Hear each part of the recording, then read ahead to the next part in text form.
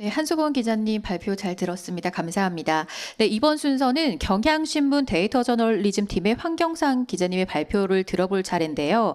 황경상 기자님은 2008년 경향신문에 입사하셔서 사회부, 문화부, 정치부, 뉴스 콘텐츠 팀 등에서 근무하셨습니다. 현재는 데이터 저널리즘 팀에서 데이터 기반 보도와 인터랙티브 뉴스를 기획하고 제작하고 있습니다. 인공지능과 프로그래밍에 대한 관심을 바탕으로 꾸준히 관련 공부를 하시면서 저널리즘의 확장 가능성을 직접 실천해 오고 계십니다. 황경상 기자님을 큰 박수로 무대 위로 모시겠습니다.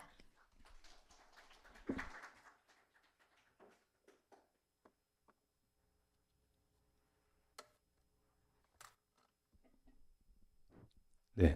안녕하세요. 저는 경향신문 데이터 저널리즘 팀에서 일하고 있는 황경상이라고 합니다. 뭐 오늘 뭐 쟁쟁한 보도들을 많이 소개가 되고 있는데 저는 올해 데이터 저널리스트 상을 받게 돼가지고 저희 입장에서는 굉장히 과분한 상이라고 생각하는데 저 개인에게 주어진 상이라서 더더욱 그렇고요. 사실 그 올해는 제가 데이터 저널리즘이라는 걸 뭐 그런 것들을 이제 해온 이래로 가장 부족한 한 해가 아니었던가 아닌가 하는 생각이 들었는데 아이러니하게도 또 그런 해에 이런 또 주목할 만한 상, 그 데이터 저널리스트 상을 주셔서 일단 심사위원 분들께 너무 감사하다는 말씀을 드리고 있고요. 그동안 계속 꾸준히 그냥 성실하게 해왔다 뭐 이런 점을 높이 평가해 주신 게 아닌가 싶습니다. 네. 그래서 제목을 그래서 뭐 이렇게 인문기라고 지었는데 뭐 데이터 저널리즘 뭐 팀장까지 하고 있으면서 무슨 인문기냐 이렇게 생각하실 수도 있을 것 같아요. 근데 이제 저 스스로 생각하기에 아직까지는 뭐 아직 저는 입문 단계가 아닌가라고 생각합니다. 그래서 아주 깊은 뭐 터널이랄까요? 아까 그 앞서 이종혁 교수님도 뭐 3.0까지 말씀하셨는데 아주 어느 거 단계까지 갈 수 있을지 모르겠지만 어쨌든 그 단계로 가는데 가장 아주 그런 작은 촛불 하나를 발견한 그런 정도가 아닌가 하는 생각이 들고요. 또 특히나 이제 해외 사례라든지 오늘 뭐 소개해 주시던 그런 많은 좋은 보도들을 보면은 앞으로 조금 더 해야겠다라는 생각을 늘 하고 있습니다. 그 올해 데이터 저널리스트 그 수상자가 원래 이렇게 발표를 하는 게 제가 1회부터 계속 봐왔지만 거의 최근에 이제 생긴 것 같아요. 작년에는 이제 그 이종호 선배가 발표할 때는 끊임없는 그런 기술적 도전 같은 걸 많이 인상 깊게 봤고요. 그 전에 이제 최연원 선배가 발표할 때는 어떤 그동안 해왔던 부분에 있다 뭐 철학이라든지 이런 거에 대해서 조금 되게 좀 많은 감명을 받았었는데 저는 뭐 그런 정도는 없는 것 같고 앞서 말씀드렸다시피 이제 며칠 고민하다가 그냥 아유 안 되겠다 그냥 지금까지 온 걸 조금 말씀드리는 게 뭐 어쨌든 그 제가 할 수 있는 최선일 것 같다라는 생각에 가서 이제 준비를 했고요. 그래서 이제 또 어떻게 생각하면 그게 처음부터 올해 것만 말씀드리면 좀 부족할 것 같아가지고 처음에 제가 시작했던 것부터 한번 좀 말씀드리면 어떨까 해서 또 제목이 이제 인문기라고 한번 지어봤습니다. 그 올해 그 작년인데요. 뉴욕타임스 업샷에서 이제 10년 동안 해온 걸 이렇게 해놨더라고요. 그래서 공교롭게도 작년 즈음이 저도 이제 이 쪽을 하게 된 지가 한 10년 정도 됐더라고요. 그래서 이분들도 10년 동안 100개의 스토리를 뽑아가지고 보니까 뭐 어마어마한 것들이 많더라고요. 근데 뭐 저희도 그런 어마어마한 것들은 없었지만 그래도 한 100개 정도 넘게 했던 것 같아요. 제가 해온 것들도. 근데 이제 그 중에 100개를 다 말씀드릴 수는 없으니까 한 10개 정도를 한번 뽑아봤습니다. 그래서 그걸 한번 소개를 한번 해드릴까 싶습니다. 좀 뭐 개인적으로 의미가 있는 것도 있어서 사실 이렇게 공개적으로 이게 의미가 있을까는 잘 모르겠지만 어쨌든 한번 좀 소개를 한번 해드리도록 하겠습니다. 이제 이건 제가 제일 처음 만든 인터랙티브인데요. 2015년에 만든 건데 그냥 이건 단순한 인터랙티브였습니다. 그래서 뭐 기획 기사를 간단한 설명과 사진으로 이제 슬라이드처럼 이렇게 보게 만들었는데 사실 이때만 해도 뭐 데이터 저널리즘이라는 건 잘 몰랐고 사실 그냥 코딩이 재밌어가지고 뭐 밤새 했던 것 같습니다. 그래서 뭐 새벽 2, 3시까지 막 공부를 하고 뭐 만들고 하면서 누가 시키지도 않았는데 그렇게 했던 것 같고요. 그런 계기가 돼서 뭐 방송대에서도 공부를 하고 뭐 이런저런 공부를 하다 보니까 조금 좀 잘 안다는 뭐 우쭐하기도 했는데 지금에 와서 돌이켜 보니까 이 깊은 세계를 조금 알면서 코딱지만큼 알면서 되게 좀 잘난 척했구나 하는 생각도 들고 지금 보니까 이제 이런 프로그램이라든가 이런 세계가 너무나 깊고 넓더라고요. 그래서 그렇지만 이제 그때 처음 했던 거여서 늘 뭐 이런 자리가 있으면 한 번씩 이제 요게 이제 처음 만든 거다 하고 소개시켜 드렸었거든요. 그래서 한번 보여드린 거고요. 두 번째는 이게 이제 그 소득 그 국세청 통합소득 백분위 자료를 바탕으로 만든 건데 이게 뭐 저 나름의 데이터 저널리즘의 시작이랄까요? 뭐 그랬던 것 같습니다. 그래서 자기 소득을 입력하면은 상위 몇 프로인지 이렇게 찍어주는 그 기획 기사의 일부인 그런 인터랙티브 콘텐츠였는데 이게 혼자서 이제 개발을 막 하고 이제 페이지 만들면서 이렇게 저렇게 막 머리를 굴려서 만든 기억이 나는데요. 이게 사실 살짝 좀 말초적인 내용이어가지고 인기는 되게 좋았지만 이제 뭐 어쨌든 조금 아쉬운 부분도 있었지만 조회수는 엄청 잘 나왔던 걸로 기억이 납니다. 네, 그리고 나서 저희가 이제 주로 좀 그때 당시 했던 게 이제 좀 신이 났던 것 같아요. 뭐 개발을 하고 하면서 그래서 게임 같은 걸 좀 만들었었는데 그 상당히 많이 만들었습니다. 아마 보신 분이 많지는 않을 것 같은데 이제 그 중에서도 제가 제일 기억에 남는 건 이제 당신은 할 수 있습니까라는 콘텐츠였는데요. 이제 월성 원전에서 벌어진 이 사례를 바탕으로 만든 건데 당시에 이제 연료봉을 교체하다가 그 바닥에 떨어뜨리는 그런 사건이 있었어요. 그거를 이제 우리가 생각할 때는 어떤 뭐 로봇이 가가지고 자동으로 집어넣을 것 같다 이렇게 생각할 수 있는데 집게로 사람이 가서 집어서 수조에 넣었다고 하더라고요. 그 사건을 되게 저도 읽고 나서 좀 충격을 받고 뭐 이 원전에 대해서 이제 찬성할 수도 반대할 수도 있지만 그런 당신이라면 과연 그 일을 할 수 있겠냐라는 질문을 던져보는 걸 만들고 싶어서 직접 이제 2D 게임처럼 이제 제가 어렸을 때 했던 그런 2D 게임처럼 이렇게 가서 직접 이제 그 위치에 가서 집어보는 그런 콘텐츠를 만들었습니다. 그래서 이제 기사를 이런 식으로 이제 게임으로 만든 게 아마 저희 회사가 아마 거의 최초였던 것 같은데요. 그래서 뭐 기자협회 인터뷰도 하고 그런 계기가 돼가지고 이제 데이터 저널리즘 컨퍼런스에서 뭐 1회 2자리였던 것 같아요.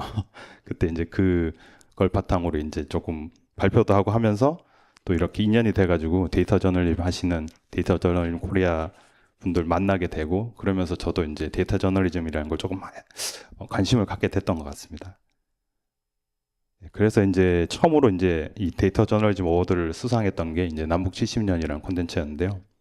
이게 이제 그때는 남북 관계가 한참 좋을 때였어요. 뭐 정상회담도 하고 한 그런 때여가지고 그럼 여태까지 남북 관계를 한번 쭉 정리해보는 그런 콘텐츠면 어떨까 해서 이제 통일부의 그 남북 관계 백서가 있는데 거기서 이제 쭉 의미 있는 사건들만 뽑아서 이제 빨간색은 조금 관계가 악화된 거, 파란색은 좀 좋아진 거 이런 것들을 분류를 해가지고 이제 각각 사건을 이렇게 표시를 하고 이제 클릭하면 연관 사건들 뭐 예를 들면 회담 관련 뭐 이렇게 같이 뜨고 뭐 이런 식으로 좀 만들기도 했었습니다.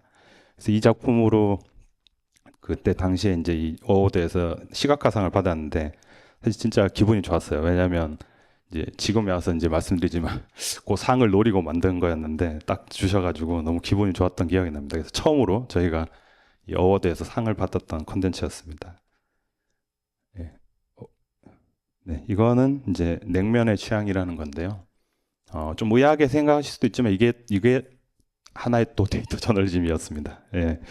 사실 이제 발로 뛰면서 이제 서울 시내 냉면집을 찾아다니면서 뭐 육수 염도, 당도도 측정을 하고 또 뭐 면발 굵기도 측정하고 뭐 국물 뭐 그다음에 뭐 이런 사진도 찍고 하면서 이제 다녔던 건데요. 그래서 이제 본인이 이제 그때 당시에 뭐 면스플레인이라고 해서 뭐 냉면 이렇게 먹어야 된다, 저렇게 먹어야 된다 이런 얘기들이 많을 때였어요. 그래서 그런 거 없고 그냥 자기 취향대로 먹으면 된다. 그래서 뭐 본인의 취향에 맞는 염도, 당도, 뭐 고명 이런 걸 찍으면 이제 옆에 오른쪽에 있는 그 인터랙티브에서 이렇게 그 자기한테 가장 잘 맞는 냉면집 추천해주는 그런 콘텐츠를 만들게 됐고요.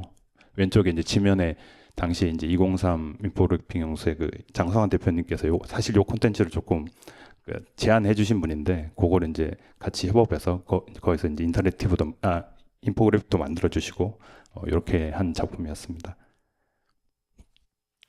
네, 이것은 이제 그 3.1운동 100주년을 맞이해서 만든 건데요. 당시에 이제 기획팀이 3.1 운동을 계기로 이제 인생이 변한 독립운동가들의 어떤 그 삶에 대한 어떤 그런 기사를 쓰고 있었는데 이거를 좀 인터랙티브로 어떻게 표현할까 하는 고민을 많이 했었어요. 그래서 당시 이제 유행하던 이제 그 자기의 어떤 취향이나 뭐 이런 걸 넣으면 개형 인간, 당신은 개형 인간인가 고양이형 인간인가 뭐 이런 걸 막 표출해 주는 걸 심리 테스트 뭐 이런 것들이 유행을 했었거든요. 그래서 독립운동가들도 그렇게 한번 표현해 보면 어떨까 해서 선택지를 이렇게 입력하면은 이제 독립운동가가 직접 되어가지고 어떤 선택을 했느냐에 따라서 가장 맞는 그 독립운동가를 이렇게 매칭해 주는 그런 인터랙티브였는데 그 이것 굳이 넣은 이유는 요즘도 사실은 그 광복절이나 3.1절 되면 조회수가 꽤 나오더라고요. 벌써 만든 지가 6, 7년 지났는데 그래서 굉장히 저희한테는 좀 효자와 같은 그런 사이트고 해서 기억에 많이 남아서 하나 넣어봤습니다. 네, 그리고 이 기사는 사실 이제 제가 뭐 데이터 저널리즘을 하면서 아니면 혹은 그 기자 생활을 하면서 가장 기억에 남는 콘텐츠가 아닐까 하는 생각이 드는데요. 최근에 이제 산재 문제가 굉장히 이슈가 돼서 이제 대통령께서도 뭐 말씀하실 정도로 이제 이슈가 되고 있는데 사실 이 기획이 나갈 때만 해도 이제 뜨문뜨문 뭐 이슈는 됐지만 사회의 주된 의제는 아니었던 기억이 납니다. 그래서 뜨문뜨문 나가는 이제 앞서 기사를 바탕으로 이제 그 자녀 살해 관련해서 발표를 해주셨는데 저희도 이제 그 기사 단건을 보다가 그걸 조금 모아서 한번 해봐야겠다 해서 이제 저희는 뭐 기사를 모은 건 아니고 당시 이제 사고가 나면은 그 재조사 의견서라는 걸 쓰게 돼 있는데요. 그거를 이제 1,305건을 조사해가지고 이제 다 일일이 이제 엑셀에 입력을 하고 그 돌아가신 분들 이름하고 사고 원인을 이제 일면에도 싣고 인터랙티브에는 이제 이렇게 직접 들어가서 보면 이제 사고의 구체적인 경위를 볼 수 있는 사이트를 만들었는데요. 그래서 이제 그 입력을 다 끝나고 나서는 또 분석을 조금 해서 현재도 뭐 계속 일어나고 있죠. 뭐 추락 사고라든지 뭐 그 기계 끼임 사고 같은 게 이제 3, 4일에 한 번씩 발생한다. 이런 것들도 뭐 추적을 한번 해볼 수 있었고요. 그래서 이후에 굉장히 많은 관심도 많이 주셨고 그래서 좀 기억에 많이 남는 기사이고요. 제가 아마 쓴 기사나 아마 기획이나 뭐 통틀어서 아마 가장 큰 그리고 가장 중요한 사회적 변화를 조금 이끌어내는 기획이 아닌가 하는 생각이 듭니다. 네, 이건 성별 임금 격차에 대한 콘텐츠인데요. 오늘 이제 사실 저출생 위기 뭐 이런 얘기를 많이 하는데 사실 그거하고 빼놓을 수 없는 게 성별 임금 격차 문제인데 최근에도 많이 이제 회자가 되고 있죠. 근데 다들 뭐 사실 이제 요즘엔 남녀가 똑같은 취급 받는다라는 말을 많이 하기도 하고 이 취재 과정에서도 많이 들었는데 이제 그런 감이 아니라 이제 조금 데이터로 한번 증명해 보자 해서 이제 그 입직에서부터 보직을 어떻게 받고 그다음에 똑같은 일을 해도 뭐 남녀 간의 그 임금 격차가 어떻게 벌어지는지 이런 것들을 이제 데이터로 한번 추적을 한번 해봤다는 점에서 의미가 있다고 생각하고요. 이걸 하면서 국회 이제 상임위 15개 상임위를 다 일일이 이제 가서 자료 협조도 요청하고 또 분석하고 시각화에도 공을 좀 많이 들었습니다. 그래서 최근에도 이렇게 이슈가 계속 되고 있는 걸 보면 그때도 굉장히 잘했구나 하는 생각이 들어가지고 이제 이것도 하나 넣어봤습니다. 네, 이건 이제 작년이죠.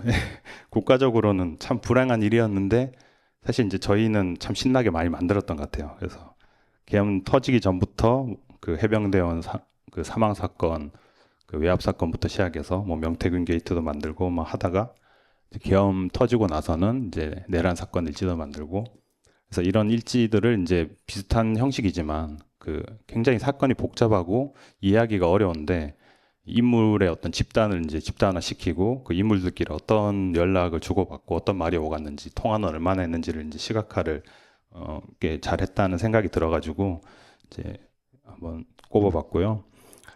또 계엄 해제와 탄핵 과정에는 또 국회의원들의 어떤 역할이 되게 중요했는데 그 국회의원들이 어떤 결정을 내렸는지 어떤 행동을 했는지를 또 기록을 해야 된다는 생각에서 그 이 오른쪽 위에 보신 그 뛰어간 의원, 사라전 의원이라는 그런 콘텐츠를 만들게 됐습니다.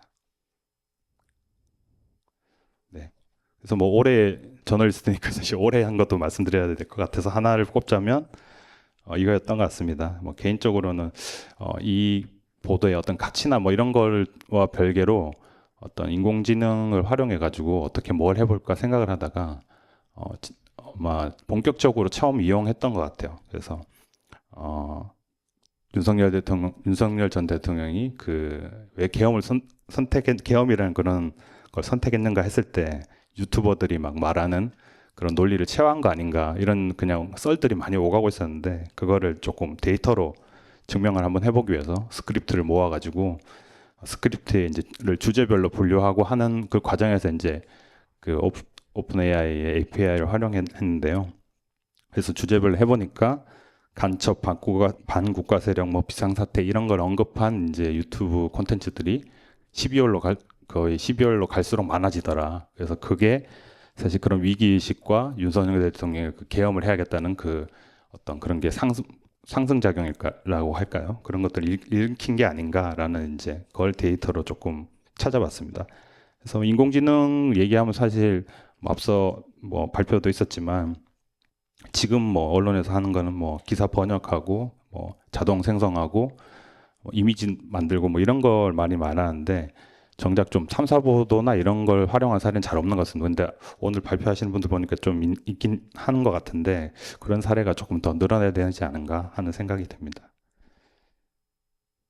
네, 사실 이런 그 데이터 저널리즘이나 이런 작업들이 앞서 뭐 이 교수님도 잠깐 언급하시긴 했지만 언론사에서 이렇게 주목받는 작업들은 아닙니다. 그리고 뭐 신기하기도 하고 그 다음에 또 어떻게 보면 이런 것도 했구나 하고 이제 생각하실 수도 있는데 이게 항상 많은 독자들이 또 보는 것도 아니고요.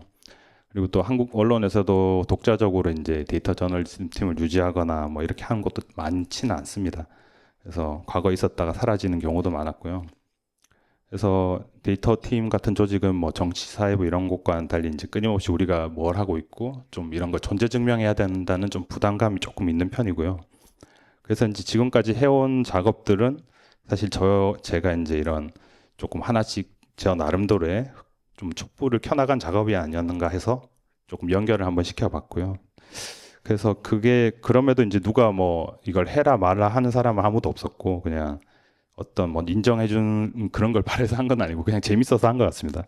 그래서 그거를 이제 그런 하나의 촛불을 켜가는 과정이 아니었나 재밌어서 여기도 한번 가보고 저기도 한번 가보고 그런 과정이 아니었나 하는 생각이 듭니다.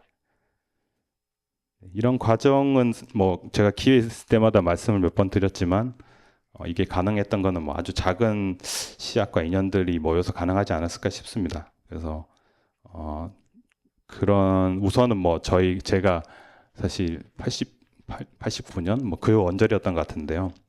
이제 컴퓨터라는 게 되게 흔하지 않은 시절이었는데 최초의 그 XT 컴퓨터로 이것저것 해보던 그때부터 시작되지 않았나 싶고요. 아니면 또 그 컴퓨터의 그 파워 버튼을 딱 누를 때 그 흥분감이랄까요? 그게 지금의 데이터 저널리즘을 할 때 그 프로그램 만들고 실행시키는 뭐 그런 거하고 비슷했던 것 같습니다. 그 덕분에 이제 컴퓨터가 좀 친숙해졌고 프로그램 공부할 수 있었고 또 이제 가능했던 것 같고요. 두 번째로는 저희 회사 이게 가능했던 것 같습니다. 그래서 경향신문에서 일을 하면서 당시 이제 저희 그 미디어 기획팀이었는데요. 그 팀장님께서 뭐 초짜가 막 뭘 배워서 뭘 한다고 했는데 그냥 뭐 크게 그 성과나 이런 거 묻지 않고 기다려 주셨고 나중에는 이제 회사에서 또 데이터 저널리즘 팀까지 만들어 주셨고요. 네, 그래서 가능했던 것 같고 또 세 번째는 이제 여기도 계시지만 데이터 저널리즘 코리아 이제 권혜진 선생님 비롯해서 많은 선후배분들께서 이제 만나지 않았다면 이런 걸 모르고 그냥 지나갔을 것 같습니다. 그래서 이 모든 게 저한테는 하나의 그 촛불이 아니었나 싶고요. 계속 쓸데없이 촛불 얘기를 드린 이유는 요즘 읽은 것 중에 가장 감명 깊은 게 이거더라고요. 이게 이제 1856년에 마이클 패러데이 그 전자기 유도로 유명한 그 분의 크리스마스 강연 사진이 있는데요. 이분이 이제 영국 왕립연구소의 회장이 되신 다음에 그 과학의 후속 세대에 관심을 이끌어낼 목적으로 이제 어린이들 대상으로 강연을 하기 시작했다고 하더라고요. 그래서 이게 강연을 할 때 양초를 하나 들고 나와서 양초로 시작해서 양초로 끝나는 그런 강연이었다고 합니다. 그래서 뭐 양초 들고 나와서 불 한번 밝히고 뭐 연관된 화학 반응 설명하고 뭐 물리 현상 설명하고 연소, 열 뭐 설명하고 이러면서 이제 양초 하나에서 양초로 이제 과학을 설명하는 그런 강연이라고 하더라고요. 이제 그 강연은 지금도 이제 뭐 인기라고 하는데 뭐 도킨스라든지 뭐 그런 분들까지도 뭐 다 했던 강의라고 하더라고요. 이제 그 강연 말미에 이런 말을 하는데, 그러니까 요지는 그렇다고 합니다. 그러니까 양초는 이제 스스로 빛나기에 그 다이아몬드보다 이제 귀하고, 또 여러분 역시도 이 양초처럼 과학의 미덕을 이제 이웃들한테 비춰준다면은 내 강의가 정말 보람 있을 것 같다, 이런 얘기를 했다고 하더라고요. 그래서 이런 강의를 들은 또 그런 다른 후속 이제 여린이들이 또 자라서 또 과학자가 되고, 또 그래서 오늘날 영국이 있었던 거 아닌가 그런 생각을 합니다. 제가 뭐 패러데이 같은 사람은 아닙니다만, 그 오늘의 제 뭐 이런 뭐 말씀이 혹시 이제 만약에 조금 시작하는 저널리스트 분들이 계신다면은 좀 하나의 뭐 작은 양초처럼 느껴졌으면 하는 바람이 들었고요. 사실 저 역시 앞서 말씀드렸듯이 그 전에 하셨던 많은 양초풀을 보면서 이렇게 해왔던 것 같습니다. 그래서 이제 저 처음에 말씀드렸지만 뭐 막 입문한 처지라고 라고 저는 스스로는 생각하는데, 그 저가 이제 입문 정도 했다면 앞으로 여러 많은 저널리스트 분들이 또 그 멋진 결과물, 훌륭한 결과물들을 보여줄 수 있도록 하는 뭐 제가 하나의 작은 흐린 불빛 같은 게 됐다면, 그러면 저는 뭐 아주 행복할 것 같다는 생각이 들었습니다. 네, 이상으로 발표를 마치겠습니다.